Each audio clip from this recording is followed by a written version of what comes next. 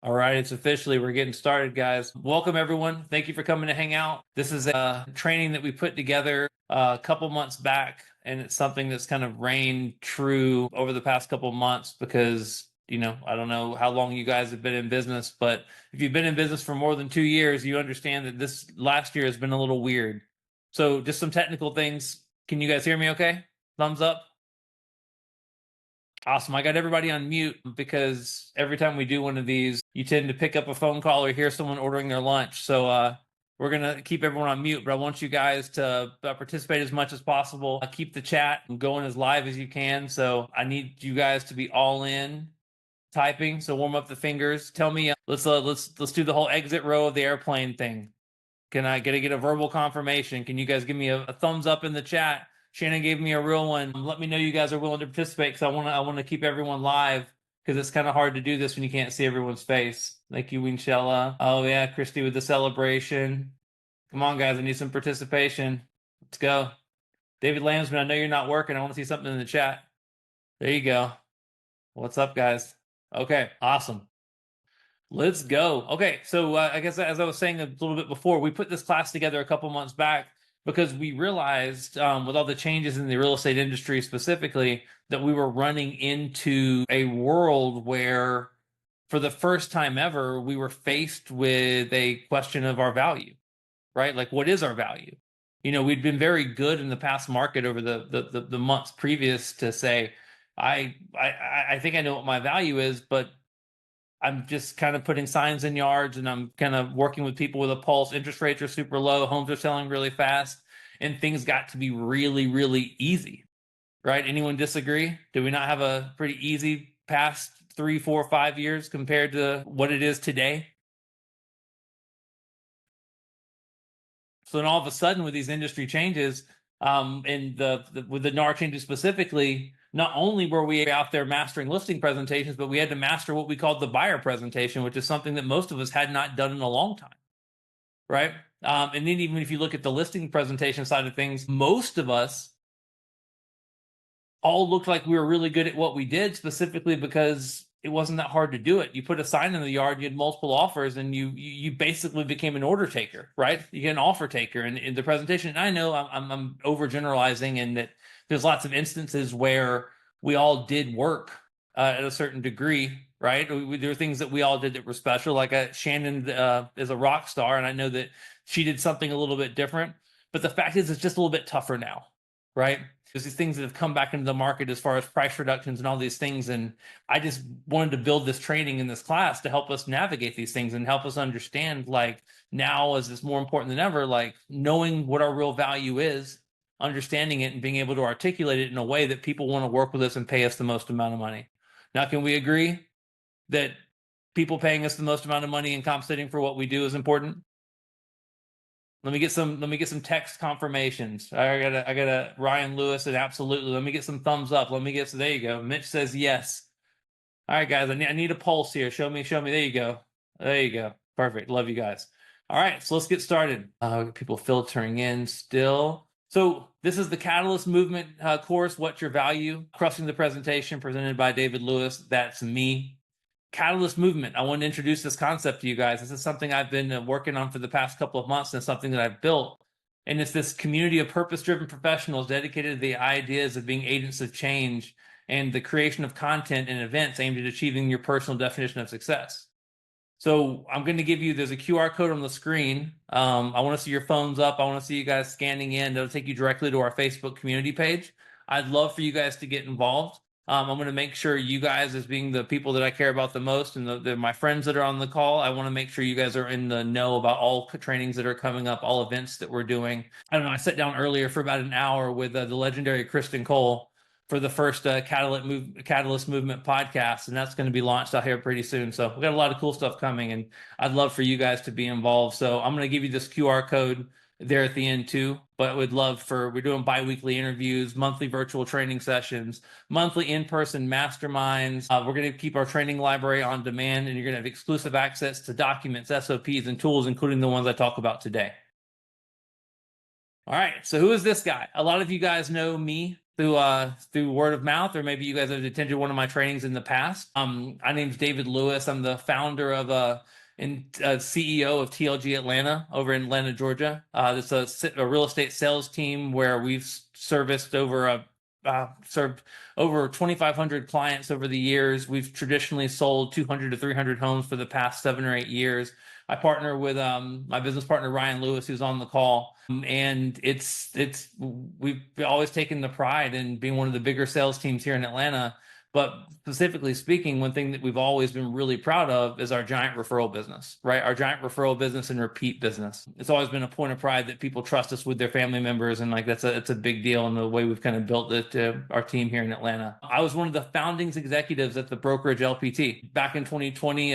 Robert Palmer, who's the founder and CEO, came to me with an idea and this vision for something he wanted to build, and I was lucky enough to be around and help him build it. Focused real estate investor. I'm a guy who realized really quickly that you could make a lot of money and build a lot of wealth by taking advantage of the opportunities that we all see on a day in and day out, right? Any of you, whether you're new in the industry, you've been around the industry for a while, you see more unique opportunities and you understand real estate at a higher level than anyone else. Can we agree? Right? How many investors call you and go, hey, I want your expertise. I want you to do this for me. I just happened to realize early on that I should probably be doing it for myself. I got some really good advice from a guy named Ben Kinney, and he said, buy everything you can. And I took it to heart. So over the past decade, I've probably bought and sold 50 to 60 homes, developed a pretty big portfolio, including some short-term rentals, long-term rentals, and it's a big passion of mine. So if you guys ever want to talk shop on the real estate investment side and the wealth building aspect of it, I'm always here for it. I'm an 8X business owner, started business, a serial entrepreneur, from boxing gyms to coaching companies to title companies to real estate teams, mortgage opportunities. It's something I'm focused on. I realized really early on from a guy who was sitting in a cubicle in 2014 selling roofing in Chicago from Atlanta that I don't know, I always felt like I was smarter than all my bosses. I don't know that they necessarily agreed, but I realized really early on that I was a guy who wanted to be able to control my destiny. I was outworking the people around me, and I got the entrepreneurial bug, and it's something that's always been a big part of what I do. So if you guys ever want to talk shop about that, I'm here for it. All right, obsessively focused on finding the right room. Guys, when I say the right room, what that means is this room, right? Like all of you guys, who else has another thing they could have been doing on a Monday, right? December 2nd, coming off a holiday week, right? All of us, right? There's all kinds of things that pull us, all kinds of things that drag us. Lansman, you said scroll up on the screen just a little. What are you not seeing?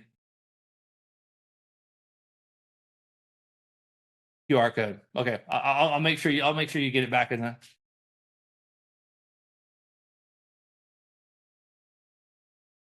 I'll make sure you get it on the next one. But yeah, so you guys are in the right room. You guys have all taken your time out of your day to be with like-minded people who want to make themselves a little bit better and want to understand values. That's putting yourself in the right room, is putting yourself out there. I believe that who you surround yourself with matters. And we have people mostly from Kansas City, a little bit from Atlanta, and a couple of other places sprinkled in. I got Austin in here too. So this is a new group of people that you now know, and this is the right room because you're trying to figure out how to be a little bit better and understand that language of success. All right, so tell me about you guys. Throw it in the chat. Are you guys new agents, seasoned agents? We got a DOO in the room. Landsman's an entrepreneur with a lot of real estate focus. Come on, tell me a little bit about you. We got a seasoned agent in Michelle. Mitch is a new agent. Marcy is seasoned, been around. Love that. Janice seasoned, and Chris been 18 years. Man, Christy Porter, 20 years. I think you might be winning. Anyone can beat Christy, who's been around for more than 20 years?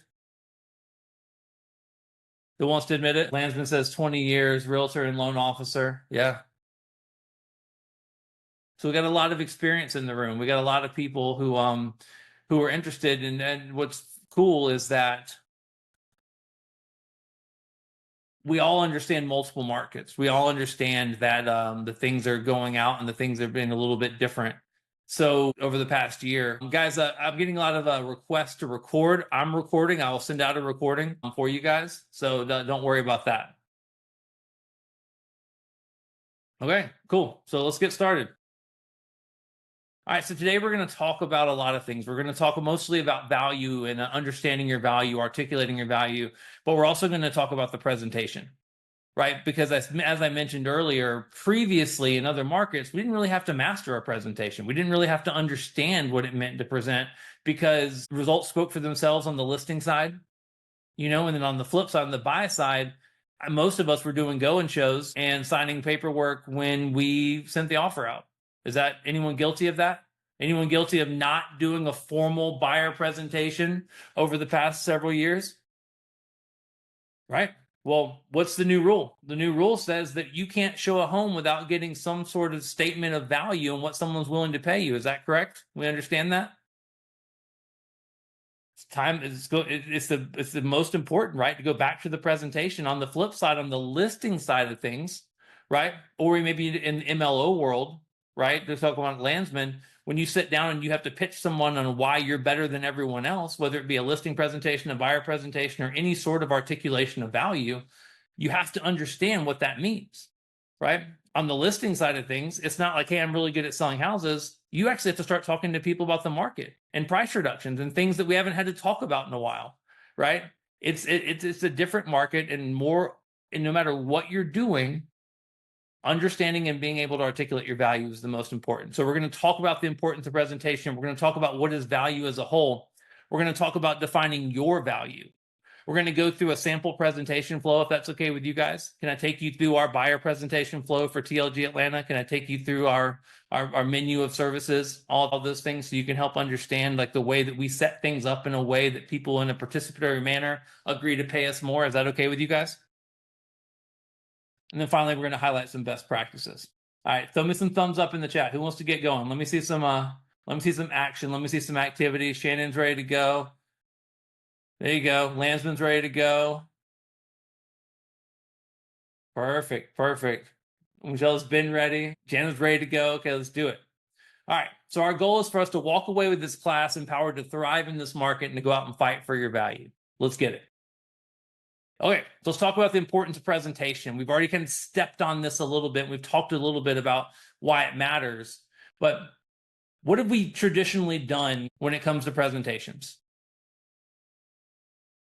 Right? Let's talk about, we talked about the market previously where it was a little bit easy and sometimes we skip the presentation, but who remembers the listing presentations of old, right? The PowerPoint presentations, lucky enough if we all brought in iPads, but how many people had their thing in some sort of PowerPoint, had some sort of slideshow, had some sort of pamphlet, had some sort of brochure that you were walking people through,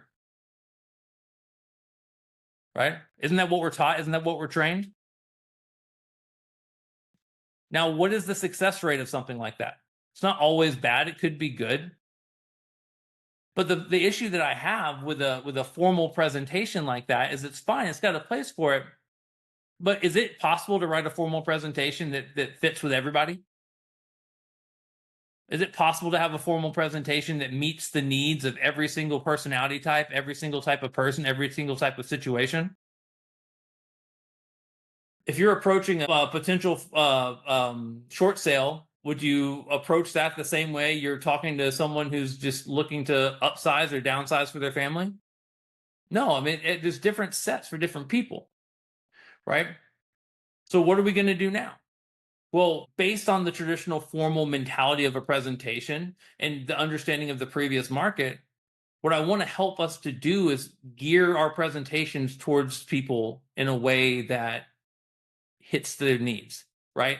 Understanding what they're looking for, understanding what they want, and gearing it towards them. So in a little bit, we're going to walk through the art of the presentation, and we're going to talk a little bit more about the way that we get people in a participatory manner, in a way that they're moving in step with us, right? To get in agreement with us. But it all starts with understanding, right? What's a reason, guys? So why does it matter in your mind? Like, why would it matter to have a more of a presentation that's geared towards, number one, today's market, but number two, to the person you're presenting to?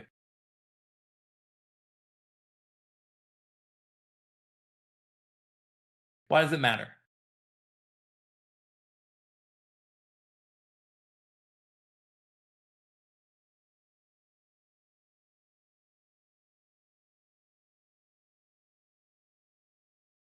Christy says build trust. Chris says you want to talk effectively to the client. Landsman says educate the client and show your unique value proposition. And Janice said everyone's different. All of that's correct, right?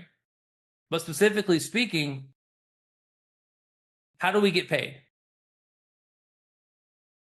As agents or even MLOs, how do we get paid? Shannon said there's less business to go around. There's more agents fighting for a smaller piece of the pie.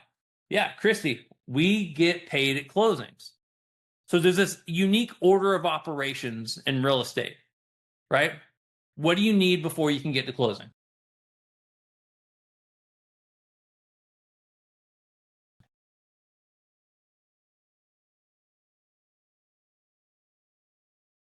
A contract.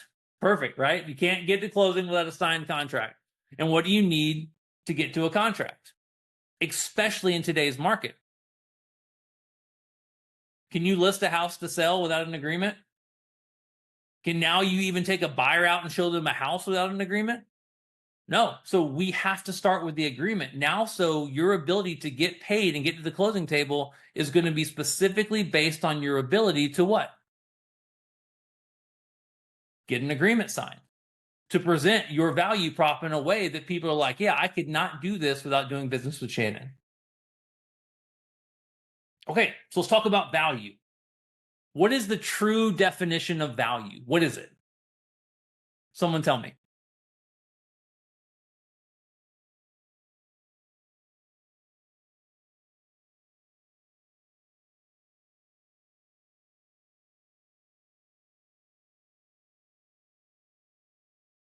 Chris says something worth their price. Chris was driving earlier, so if he's participating at the highest level, guys, like he deserves an award. What about the rest of you guys? Oh, he's at home now. Very good. Value is the one thing that makes you unique. Jana's driving too. Also, star student. Value. Mitch says what someone is willing to pay for a service. I'm gonna give Mitch the win here. The true definition of value is what someone is willing to pay for it, right? How many of us have had a client who had an unrealistic opinion of value for their property? I've always heard that the saying is that like you get to, what is it? If no one makes an offer on your property or you think your value is worth everyone else, you're the highest bidder and you get to keep it, right? So isn't that the key, right? All of us have been in that situation with someone who has a true has an overinflated definition of value for their home. How many people have asked you to cut your commissions? Ever? Is there someone on the call, show of hands, show me in the chat, where someone has specifically asked you to take less money for your work? Excuse me.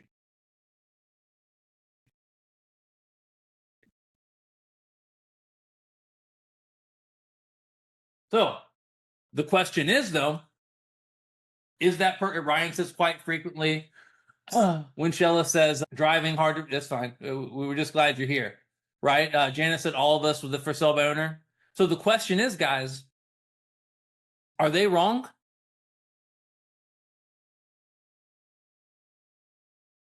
Based on our definition of value, if someone wants to give you less money, are they wrong? Who's actually at fault?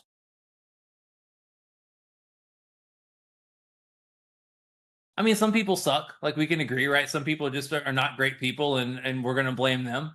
But generally speaking, it's on us to show value, right? It's on us to articulate our value. It's on us to define what that value actually looks like. So if we've agreed that the true definition of value is what someone's willing to pay, what does value mean to us? How many of you guys have seen the social media craze that went through where, and no shame if anyone on this class is guilty of it, but how many people saw the 101 things that realtors do, right? And it was like pick up lock boxes, clean lock boxes, like schedule showings, like it was this whole thing of articulation of value where it was saying that there was all these things that realtors do that the average public doesn't know about. Do you guys know what I'm talking about? Did you guys see that post? Did you see the things that went around? Any of you guys guilty of posting it?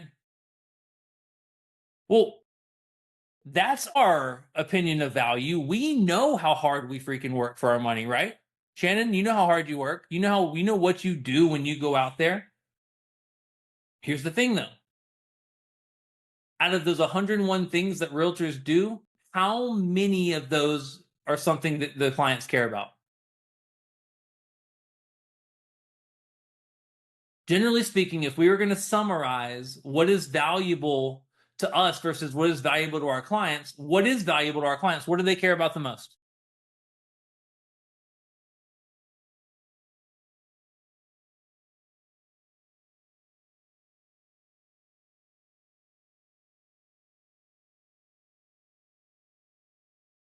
I mean, Ryan Lewis says a presentation of property, showings, contracts. Christy says selling their home in the shortest amount of time for the most amount of money. Yeah, right. Cash. Selling their home for a price that makes financial sense to them or helping them get the home of their dreams for the least amount of money. Yeah, it's in their cash in there, most money in their pocket, making the transaction painless, right? Okay, call that a reduction in friction. Yeah. Do they care about the calls that we make to the other agents? Do they care about the fact that we're master negotiators? Do they care about any of that stuff at face value? They only care about what it means to them. So I want to just start here by you guys understand, like, these aren't the same. Your opinion of value as opposed to what your clients think is valuable is often not in alignment. But who ultimately gets to decide our value? Who is it? Who gets to decide? Yeah, it's the clients, right? Like, we get to decide our value and we can choose who we want to work with and all that. But you guys get in this example what I'm saying, because to get to a closing, we need them to sign paperwork, and to get to their paperwork signed, we need to articulate value and then agree to compensate us. So let's work on defining our value in a way that actually resonates with the people that we need to do business with. Okay, so let's work on defining your value, right? So let's build a list. What are 5 to 10 things that you will do for your clients? We can throw some examples in the chat here. We can talk about it a little bit, and you guys can take this as homework kind of afterwards. But what are the 5 to 10 things that you will do for your clients? Right? Consider, how will this benefit your clients? How much is it worth? Don't talk about the lock boxes that you're cleaning. Don't talk about the fact that you get your car washed once a week just in case you have to put a client in it. Don't talk about those things. Remember, pro tip, put your consumer hat on. Think like a client when building your list. Think about specifics. If I were pitching Leanne about helping her buy or sell a house, what would you want me to say? Not what you think as a realtor. Wear the consumer hat. Right. Pro tip number 2, remember the 4 C's. These are the things that realistically clients care about the most. Potential clients. Cash, convenience, communication, and compassion. Cash is king. Convenience is second. I never would have believed that convenience was important. But then you had all these. Who's familiar with all the iBuyers that came out and all the people that were buying homes for 80 cents on the dollar? Right? It's not happening as much right now, but there for a while it was happening really big. I'm a guy who values cash, so I thought there's no way that any of my potential clients would work with a company to take 80 cents on the dollar to not show their house. Now, what did we learn really fast? They would. They were willing to take a lower offer to not have to deal with a realtor, to deal with the inconvenience of showings. So I learned the hard way that people do in fact value convenience right under cash. Okay, communication. What's important about communication? What's the number one reason that people don't hire the realtor the next time?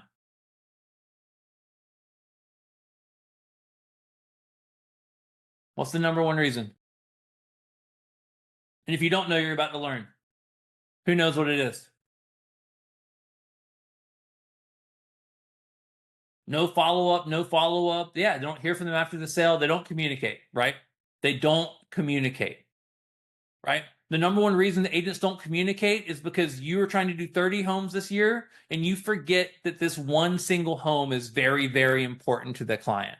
We get jaded and we forget to communicate, and that no news is sometimes important news, right? And then finally, compassion. When I say compassion, I think if you guys all know me personally, you'd consider me the most compassionate person in the world, right? Even for a guy who's a high D, high C, hard driver, what does compassion mean?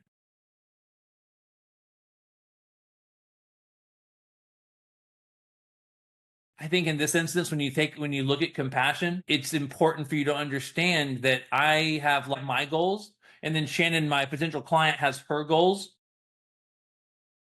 Ryan Lewis just said it best, owning their goals with them. I have to put Shannon's goals in this transaction before mine, right? And to do that, what do I have to do? I have to listen and I have to understand. So go back to this list, throw some things in the chat, right? 5 to 10 things that you can do for your clients wearing this new hat, doing this new filter. Give me some examples of your new value defined.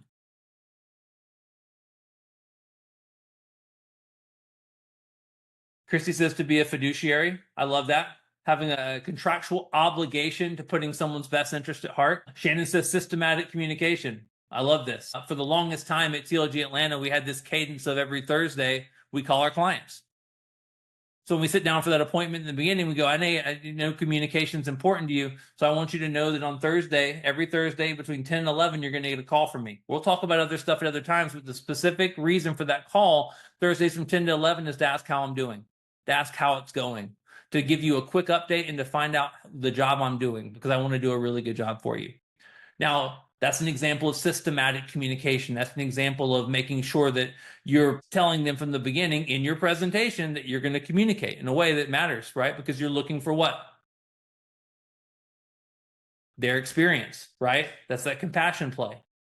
Give me another example. What's something that you could list? And guys, if you're struggling to come up with a list, you're going to struggle in that presentation. What are some other items? Systematic communication. Ryan said owning their goals with them earlier. Give me some more examples.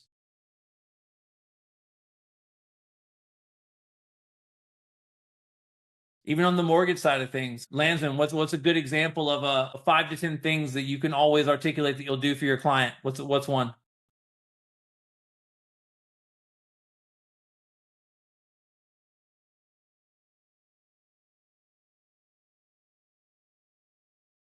Always answer in a timely manner. I love that. I love the expectation of like response.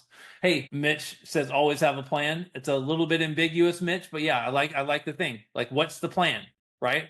So if I were to take that a little bit further, I'd say always have a plan to help you accomplish your goal, right? Whatever that is. Always have a plan to get you the most money, right? Or to spend the least. Shannon says expert in the field, being proactive.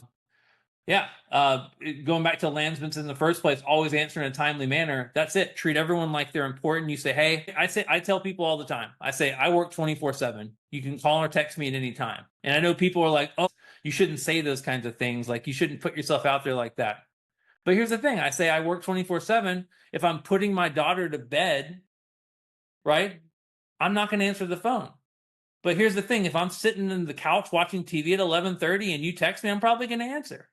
Right? If I'm busy doing something, my promise to you is to get back with you in a timely manner within the next couple hours. But I'm always working. My communication's high, right? I think the craziest thing that we can do, and you guys may agree or disagree, is to tell people, "Well, I shut my phone off at 6. I'll get back with you in the morning." Those are boundaries, and boundaries are important, but we're not exactly in the industry of boundaries, and we chose this industry. So, I think we kind of got to roll with the punches. Marcy says availability is. Chrissy says negotiate on their behalf to get what they want. That's right. Okay. So if you have defined your value now, and we have these things that are going to make us the best, call these our differentiation statements, right? Call these the things that are going to separate, right? Because Shannon's no longer competing with just me if we're going against each other. She's now competing with the field, right? Once you know the thing that differentiates you and the thing that separates you, make sure that you're telling freaking everybody, right? Tell the world, don't be the best kept secret in real estate. Communicate your value in all of your marketing, especially in your consultations. What's a good example of this? Right? Social media. right? If Shannon is the greatest communicator, or Leanne or Christy or Michelle, are they the greatest communicator? Why aren't we telling people? Right? Why aren't we telling people that if we have the ability to, like, if we're getting, like someone said, getting your client negotiating, if Christy is the best negotiator, why is she not telling people? Why are we waiting until a presentation? She should be known as the negotiator, right? I always say, pro tip number one, don't just tell them that you are an agent. Make sure that they know why you are what? The agent, right? The majority of what we do as realtors is we just go, hi, I'm in real estate, right? Hi, I'm in real estate. Pro tip number two, don't just post you're at an open house. Tell them why your open houses are the best. Same with showings, same with closings, same with listings, right? What is the average social media post? We'll call it social media white noise. I'm picking on Shannon because she's on my screen. I'm going to try to get off her. We'll go down, right? So we'll do Mel, right? This is Mel on social media, not this Mel. This is a different Mel. And Mel's like, hi, it's Mel. I'm in a showing. Hi, it's in Mel. I'm hosting an open house. This one's my all-time favorite is, hi, I'm Mel. I'm at a closing. Right? Like, if you, generally speaking, like, what do you think the general public thinks about that?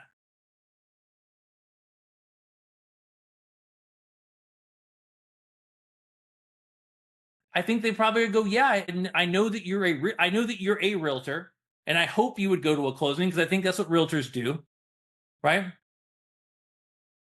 But if someone who is working in a cubicle just said, hey, running reports in my cubicle, right? Up, checking the printer in my cubicle, right? Just got back from lunch in my cubicle. What would you think? What would you think about that person? You'd go, no, that person has a job, clearly. But do you go, man, I need to hire that person? No, generally speaking, they don't care. They don't care. But what if we flip the script, right? Instead of posting at an open house, right? Why would you not say, hey, this is Shannon coming live from the open house at 123 Main Street? The average agent doesn't hold open houses, but right here on our team, we're holding 4 open houses this weekend.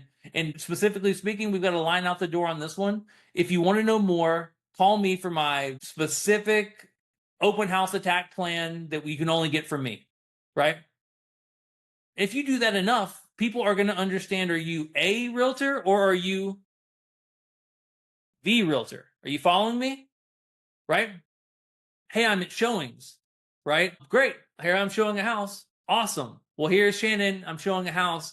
By the way, did you know that the average agent just shows up and usually shows up 5 to 10 minutes late for their showings? Well, here at TLG Atlanta, we do things differently.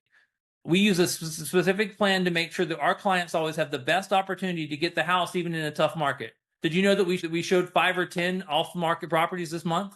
Like, I don't know, like, you guys get what I'm saying? You understand the difference?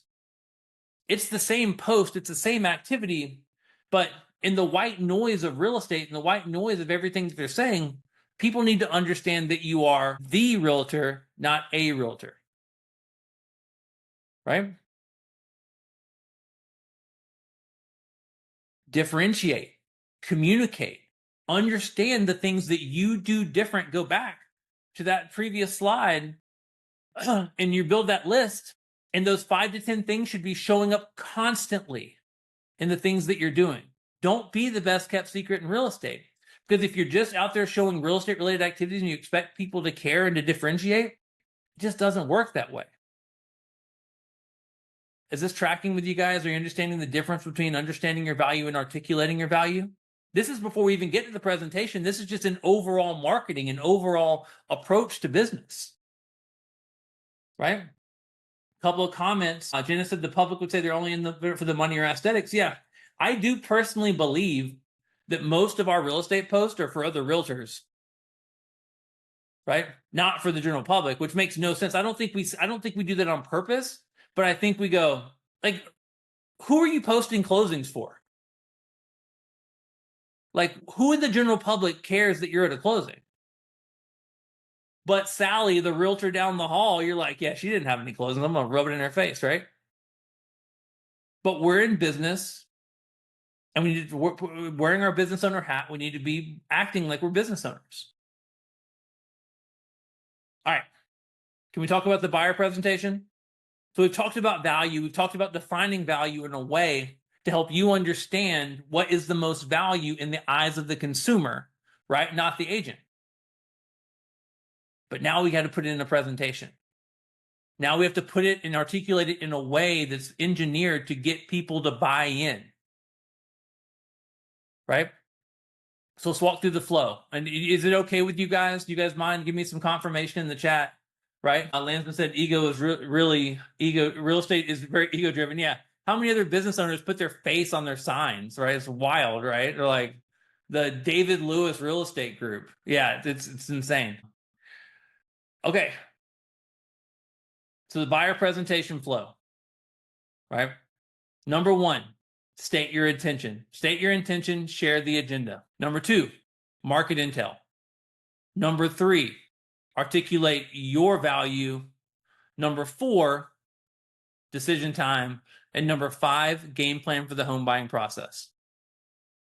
Why is the flow of this presentation like this? I want you guys to understand that I built this presentation. We built this presentation over lots and lots of reps over the years, but for you to specifically understand how to scientifically, genetically engineer a result through the language of sales, through the talking about the things that matter, getting to a result. Is it okay with you guys if I share ours? We all have done this before. I'm just giving you a look at the TLG Atlanta one, if that's okay with you guys. Throw it in the chat. Give me a yes. Give me a thumbs up. Exit row of the plan. I need a verbal confirmation to proceed. You guys go with it? There we go. Love it. Okay. So this is the script and the role play that we've used around stating your intention. I'm gonna run through it, and I'm gonna go back through it and kind of highlight some items and kind of look for things like the verbal tie downs and the language of sales pieces on this. All right. So Mr. and Mrs. Buyer, I'm so excited to talk about finding your perfect home. But before we get to that, I need to cover a few items, and we both have a very few important decisions to make. Would it be okay to outline these for you? We found that this format has been a significant factor in our clients always winning. And I can tell you're someone who prefers to win. Me too. All right, number one, we're going to talk a bit about your goals in the current market and things that might have changed since your last purchase. Number two, we're going to talk about TLG Atlanta and in particularly all the things that we do specifically to help our clients win in every market. Number three, this is decision time. This is where we both get to make a decision. Number one, do I believe that TLG Atlanta and David Lewis are the absolute best to help you and your family navigate one of the most important purchases you'll ever make? And then number two, do you believe that TLG Atlanta and David Lewis is the absolute best to help you and your family navigate one of the most important purchases you'll make? It's important that we cover all these areas, as I wouldn't be able to sleep if I thought that we took a shortcut in any way, because we can agree that your family deserves the absolute best. Isn't that right? All right, let's get started. Okay, so walking through this, what sticks out to you guys? What are you seeing?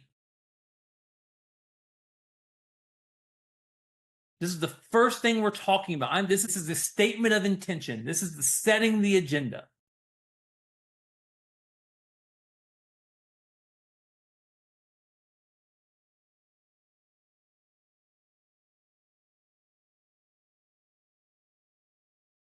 Yeah, so we're setting expectations. Chris says you're asking them to get engaged by asking.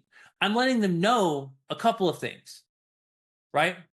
Here is the format that we use, because how many of you have been in a presentation where the client wants to hijack the presentation and they want to talk about all kinds of things? Once you lose control, you've lost control, correct? And they're going to take you down rabbit hole after rabbit hole. I'm letting them know that, guys, I'm in control. And here's the outline of what we're going to talk about. And it's a significant factor in our clients always winning. And I can tell you're someone who prefers to win, right? Okay, so I'm letting them know that if we follow this outline, it will help us get to success. What do we call a statement when we say, I can tell you're someone who prefers to win?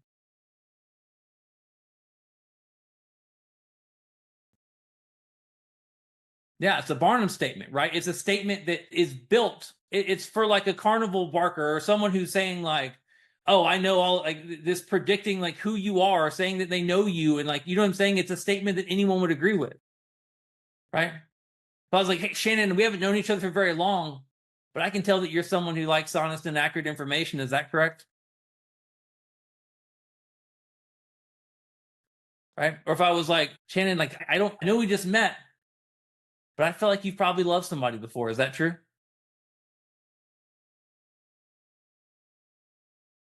There's statements that everyone will agree with, right? There's statements that like people won't say no to, but what's the goal of a Barnum statement? What's the reaction? Nodding your head, saying yes. You're getting them in the rhythm of saying yes and getting them into agreement, because what's the ultimate yes at the end of this process? Signing the paperwork. So when you look through this, I want you guys to see the tie downs, right? Number one, we're going to talk about your goals in the current market and things that might have changed since your last purchase. Why am I saying that?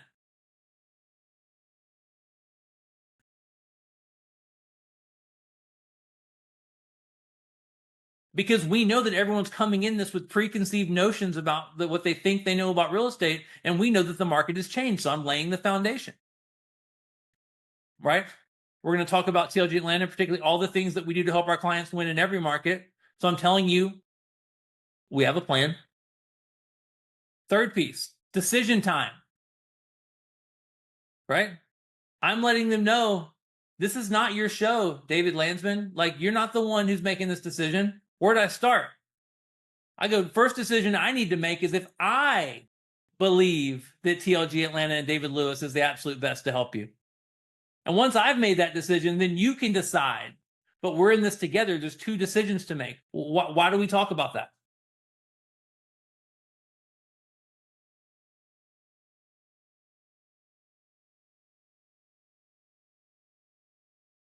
Why is it important to make that distinction?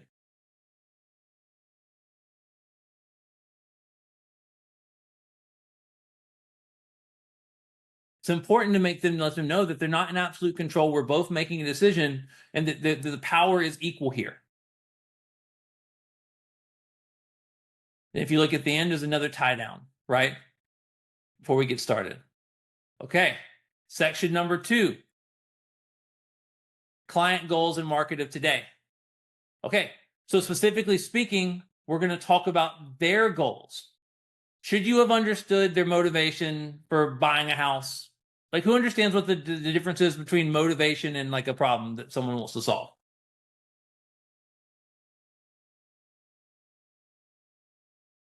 Motivation is your reason for solving the problem, right? Like, Christy might come to me and say, "Hey, David, I need a bigger house."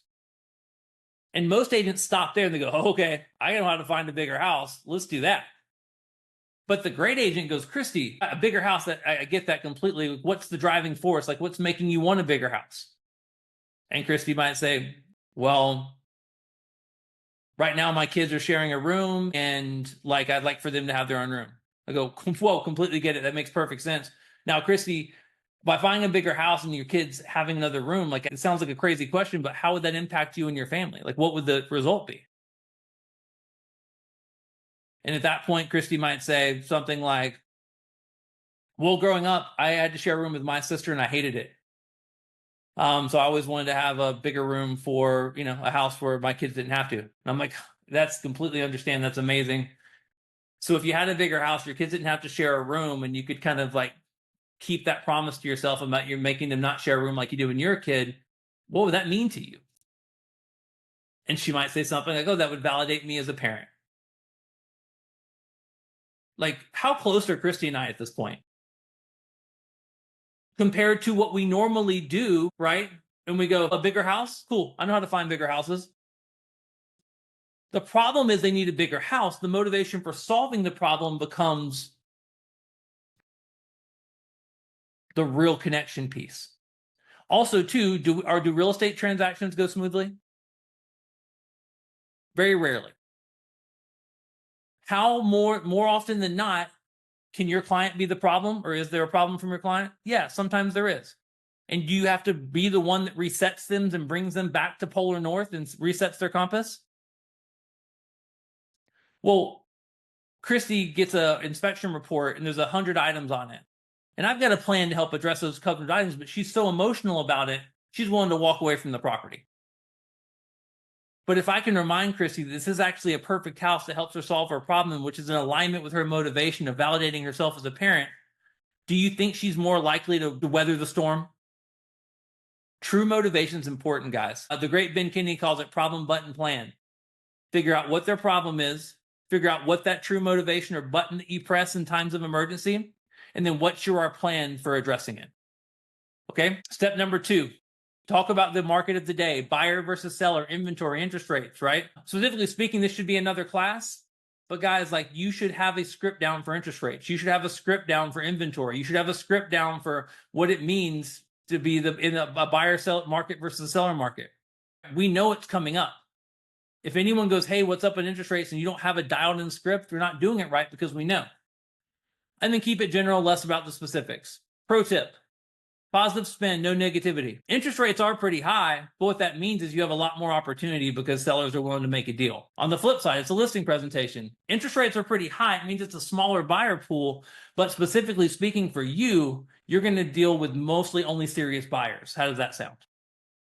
And not to mention at TLG Atlanta, we have a specific plan that specifically for us with our go-to lender who's offering a 2-1 rate buy down. What if someone could actually get a rate through our program where they actually were able to buy your home at a rate that's significantly less than the current market? How does that sound? All right, pro tip 2. If there's a negative aspect, interest rates, be ready to spin it with the TLG exclusive, right? You can only get this with Shannon Desert. You can only get this with Leanne.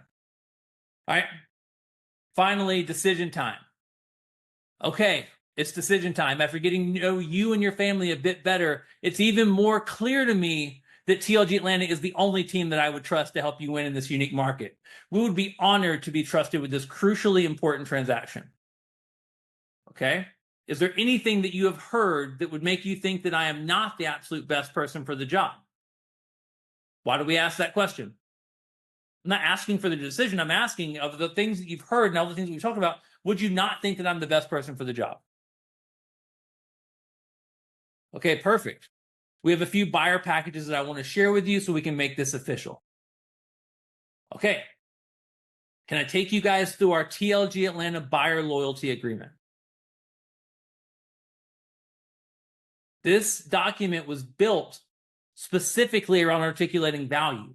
This is because in this new world in buyers, we're more often than not stuck just taking what someone would give us.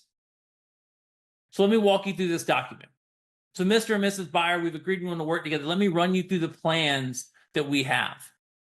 So we have our TLG basic buyer plan. That comes with a customer agreement signed, team support for showings. Someone on the team will help you write offers. Someone on the team will submit offers on your behalf, not offering any fiduciary advice. And then we're going to charge you a $6.95 transaction fee at closing. But sorry, guys. But the good news is that this will only cost you a 1.5% in commission, right? Okay, the TLG Select Buyer Plan. And I don't know if I mentioned this to you guys, but we've got 20 years plus experience, 1,000 transactions, 500 plus 5-star Zillow reviews. It's a big deal for us because people like to trust us and tell us that we've done a good job for them. Then they send their family, friends. I don't know, guys. It's a big point of pride that people trust us with their grandmas. What do you think? Sorry about that. I'm a little veer. TLG Select Buyer Plan. All right, let's talk. This is an official client relationship. You're going to have a dedicated rockstar TLG Atlanta agent. You're going to have the full support of our TLG Atlanta team. We're going to have that agent who's going to submit offers and on you and offer expert advice. But the cool part is, because you get this giant team, all agent negotiations involve team owners with 20 plus years of experience. You're never going to be left out. You're going to get all of us for the price of one. You're going to get full access to TLG Atlanta vendors and discounts and full access to our exclusive off-the-market list. This deal also comes with a love it or leave it guarantee for 6 months. And it's at 3%. And then finally, the TLG Elite Buyer Plan. This is the one that most people choose. It's the best value. Is that you get everything on this TLG Select Plan, plus moving concierge. Our experts are going to set up your utilities and home services. I don't know why that keeps happening. You're going to get a 1-year home warranty provided at closing up to $600. We're going to reimburse you for your home inspection at closing up to $600. We're actually going to reimburse you for the appraisal. You get a $250 paint credit, so that purple room that you're going to hate, we're going to get it painted for you with our guy. You're going to get a full access to our TLG Atlanta exclusive off-the-market list of homes, and you get a love it or leave it guarantee for 24 months, which means if for any reason in the next 2 years you decide you hate your house, we're going to sell it for free at no seller compensation. And the cost on this one is 4.5%. We built this, guys, so we have a plan for every client.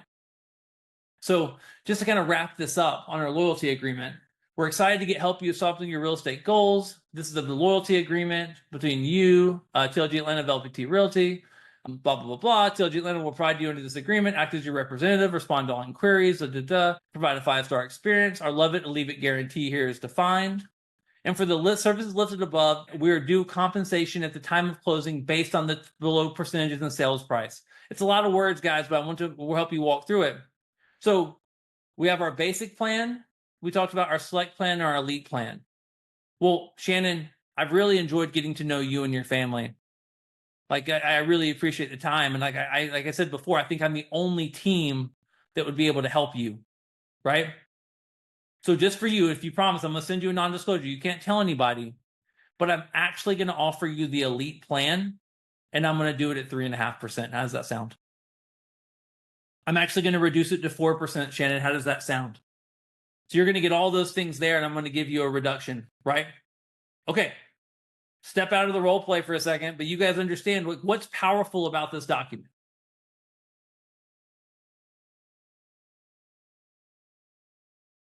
I'm not making them guess my value. I'm telling them my value. I've already told them about my team. They've already said that they're willing to work with us, right? I'm giving them choices. So what's the feeling when you get a choice? It's empowerment, right? Like they're empowered. We're running a couple minutes over, guys. I hope you don't have to leave, but if you do, I'll send out the recording. You guys understand that by offering them choices, right? On the second thing, what's the goal, guys? What is our overarching goal on the buyer side of things? If we were able to get 3%, is that a win? If we were able to get 3.1%, is that a win? Is that a bigger win than 3? So guys, pay very little attention to the 4.5% compensation. I don't ever plan on charging that necessarily. I'm just trying to get more than 3. So this field here, it allows you to make them a deal. It's the same thing that people have used at a car salesman says, hey, I need to go talk to my manager. I got to go talk to the finance guy. There is no finance guy. They know what they can give you. Like it's all in our, so what you're doing is you're making them a deal. Right? So I've taken them through the process. I've asked if there were any objections. I've walked them through. Now I'm taking them through this loyalty agreement. Is this loyalty agreement a binding agreement? No, I still need an exclusive brokerage agreement, but what I've done is if we come to terms here at anywhere around where we want to be, anything over 3 is a win, but just making sure you're competent.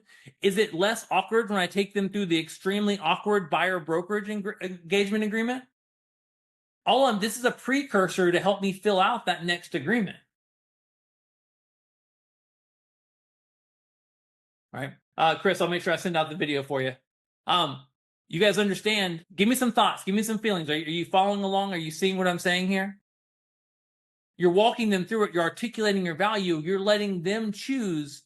And then you get to the buyer brokerage agreement where this is the most awkward. And you've said, have we articulated value? Yes. Have we talked to them about the fact that they need to pay us? Yes. It's been very clear.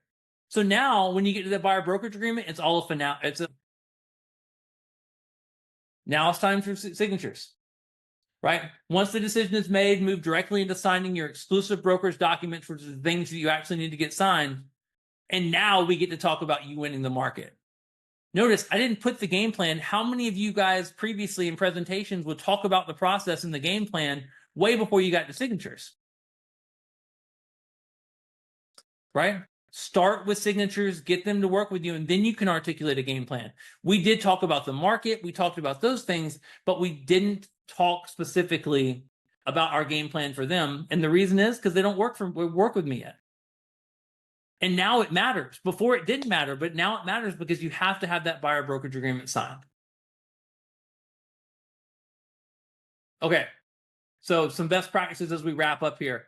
Ask questions. You can't be valuable if you don't understand what your client values.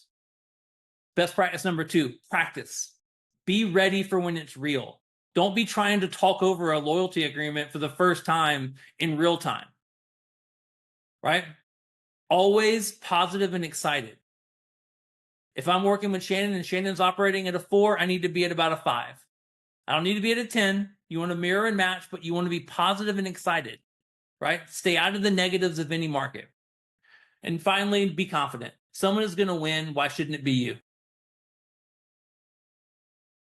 So how do we do, guys? Do you feel more empowered? Do you feel a little bit of a greater understanding on how to thrive in this market and go out and articulate and fight for your value? Shannon says maybe. Throw it in the chat. Let me see. Let me see what you guys like. Give me a last confirmation here. Do we feel empowered?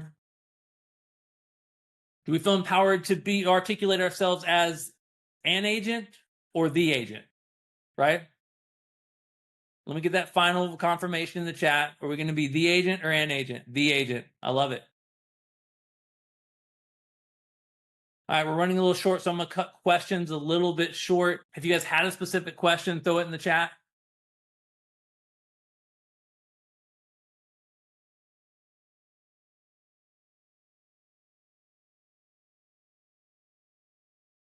Awesome. I'll keep looking for questions. But guys, please, as we're building out this brand and as we're building out these training at the Catalyst Movement, don't miss out. If you want to talk